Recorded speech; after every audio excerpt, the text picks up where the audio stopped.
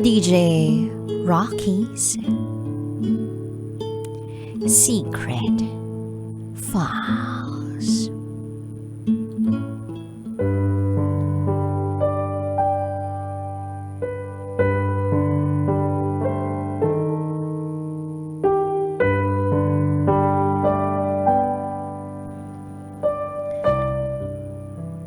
Naghiwalay kami ng 6-year live-in partner ko dahil na-fall ako sa may asawa.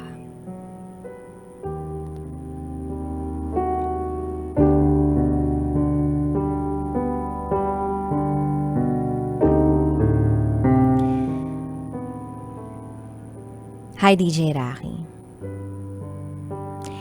Itago mo ko sa pangalang Cams. By the way, isa akong lesbian na taga Cebu. May live-in partner ako ng 6 years. Pero natapos kami dahil pinili ko yung bago ko na may asawa na. This is my secret file.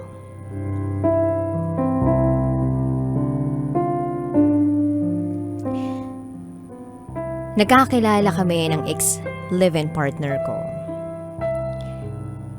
ng year 2015. Workmate ko siya sa isang fast food dito sa Cebu. Parehas kaming crew.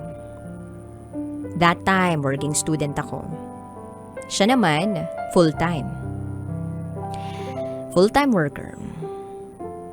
At before na naging kami, alam na niya na barkadista ako. Gala is life. Yun ang happiness ko. Siguro, nag-enjoy kasi talaga ako na lumabas-labas. Hindi kasi madali ang maging isang working student. So, March 1, 2016, naging kami. And then, graduate ako ng March 19, 2016. Na-end na rin yung contract ko bilang working student. Kaya, naisipan ko, doon na siya tumira sa amin. Kasi wala namang problem sa pamilya ko kahit babae yung gusto ko. Tanggap nila ako ng buong buo. So, sa una, alam na niya na friends is life ako. Gala is life ako. Kaya, nag-a-adjust siya sa gusto kong mangyari kasi gusto ko rin na maging kaibigan niya yung mga kaibigan ko. Andun siya kung saan ako. At syempre, nandun na rin yung bonding naming dalawa. Hanggang sa umabot kami ng 4 na taon. Doon na bumalik kung ano talaga ang nakasanayan niyang buhay. Walang gala, nood-nood lang ng TV, basa-basa lang ng mga kwento. Ganun lang. At doon na nagsimula ang lagi naming pag-aaway. Halos araw-araw, kahit sobrang liit ng bagay, pinag-aawayan pa rin namin. Ako pa naman, pagdating sa relasyon, pag may problema, gusto ko pinag-uusapan agad para maayos. Kasi pag hindi naaayos, paulit-ulit lang na mangyayari. Then umabot kami ng 5 taon. Hindi na talaga healthy yung relationship namin. Walang nakakaalam sa mga kaibigan ko na meron kaming problema. Matagal na. Kaya nung time na nag-aaway kami, na matagal ko nang nakikita sa TikTok yung lesbian dating app. Kaya nagtry ako mag-install. Hindi dahil naghahanap ako ng iba, kundi gusto ko lang makahanap ng makakausap tuwing may problema ako. Lahat ng gusto kong i-add, mga taga-ibang bansa para malayo lang. Hanggang sa may nakita ako na sobrang ganda. Taga-Pilipinas lang. Pero hindi naman ako nag-expect na tatanggapin niya ako kasi wala akong picture dun sa app eh. Ang ganda niya, para mapansin ako Then kinabukasan, in-accept ako. Tamang-tama online siya. At doon na nag-start ang convo namin. Tinanong ko siya kung taga saan siya. Anong ginagawa niya dun sa app na yun? Sabi niya, taga Pampanga siya. At hindi naman siya nagdadalawang isip na sabihin sa akin na kasal siya at may 2 anak. Yung okay lang naman kasi friends lang naman at ang gusto ko lang naman talaga is humanap ng makakausap dun sa app na yon. So sinabi ko rin sa kanya na may ka-live-in partner ako. Matagal na, kaso hindi rin healthy yung relationship namin.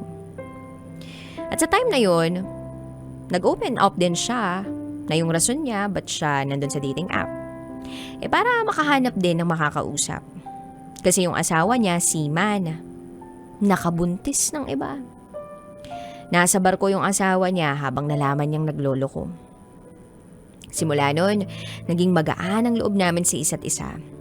Dahil parehas kaming may problema. And then, on that day, tinanong ko kung may Snapchat siya. Kasi mas safe kung doon kami mag-uusap kasi parehas nga kaming may partner eh. Hanggang sa umabot kami sa Instagram na doon na kami nag-uusap. Lumipas ang mga araw, umabot ng 1 buwan ng pag-uusap namin. Feel kong nagkakagusto na ako sa kanya. Pero wala akong planong umamin sa kanya kasi wala rin naman sa isip ko na maghanap ng iba. At syempre, ayaw ko rin namang makasira ng pamilya. Pero sa araw-araw namin pag-uusap, nandun yung care namin sa isa't isa. Yung lagi kong sinasabi sa kanya na huwag masyadong mapagod sa trabaho, magpahinga kapag pagod, huwag hayaan yung sariling mapawisan, kain on time, and the likes. Tapos lagi niyang sinasabi sa akin pag magiinom, konti lang, kain din on time, at lalong-lalo na huwag ko raw ida-down ang sarili ko.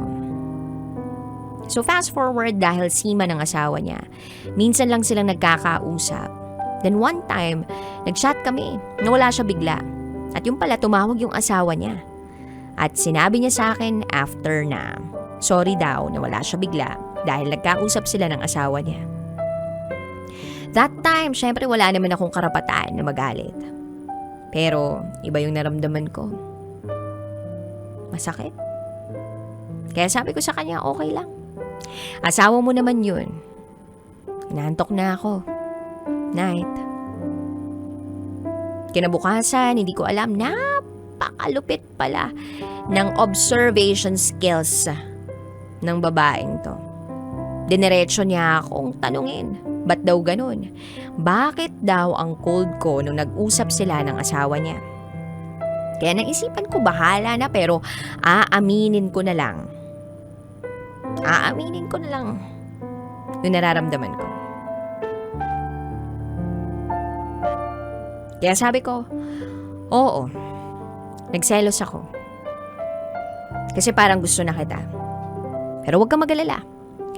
Hindi ako nag-expect ng higit pa doon sa kung ano meron tayo. Dahil ayoko makasira ng relasyon at may girlfriend din ako. Ayun na, napakawalan ko na. But that time, hindi ko ina-expect yung mga katagang lumabas sa bibig niya. Gusto niya rin daw ako matagal na. At ramdam na rin daw niya na gusto ko rin siya. Hanggang sa umabot kami ng 2:00 ng madaling araw na nag-uusap lang. Then right there, napag-usapan namin na susugal kami. October 30, 2021 naging kami, DJ Rocking. Alam namin sa isa't isa na puro kami mali. Dahil puro kami may partner eh. Pero nahanap kasi namin ng peace of mind. Nakahanap kami ng kasiyahan sa isa't isa. Alam naming mali. Alam naming hindi rin maling magmahal. Kaya lang, maling panahon. So fast forward, first month ng relasyon namin, bigla siyang nakipaghiwalay. Dahil gulong-gulo at sobrang sakit daw ng nararamdaman niya. Wedding anniversary pala nila nung time na yon. And that time, sinabihan pala siya ng mother-in-law niya na kasalanan niya kung bakit nagloko yung asawa niya. Kasi sobrang luwag daw niyang magdala sa asawa niya. At nung sinabi niya yun sa akin, mas lalo akong lumaban, DJ Rocky. Kasi alam kong mas kailangan niya ako sa pagkakataong yun. Na wala siyang ibang mapagsabihan ng problema niya. Kaya sinabi ko sa kanya, pagbibitawan mo ba ako? Mababawasan ba ang problema mo? At doon niya na-realize na hindi niya pala ako dapat bitiwan. Kasi kami pang dalawa ang magkakampi sa problema namin sa buhay. Hanggang sa dumating ang bagyong Odette. Mas lalo ko siyang minahal. Dahil grabe yung pag-aalaga niya sa akin at sa pamilya ko. Grabe yung pag-iintindi niya. Na wala kaming communication dahil walang signal sa Cebu. Then January 2022, inisip ko na sa sarili ko na dapat sabihin ko na rin sa girlfriend ko yung totoo. Alam kong masasaktan ko siya. Pero mas inisip ko na tama na talaga na sabihin ko na sa kanya ang totoo. Kesa sa magpatuloy pa kami na iba na ang gusto ko at mahal ko. So, nung time na yun, naglakas loob akong sabihin sa kanya lahat-lahat. Hindi ko sinasadya eh. Pero andun na eh. Nangyari na ang hindi pwedeng mangyari. Alam kong nasaktan siya ng sobra-sobra. But I know, makaka-move on din siya. Deserve niyang makahanap ng taong mas mamahalin pa siya. Kaya ngayon, eto, patuloy pa rin kaming lumalaban ng girlfriend kong si Tess na may asawa pa rin. By the way, DJ Rocky, nakababa na ang asawa niya last Feb 7. At gusto na sana niyang umamin sa relasyon namin sa asawa niya. Pero pinigilan ko siya. Huwag muna. Kasi kung ano man ang mangyari, kawawa yung mga bata.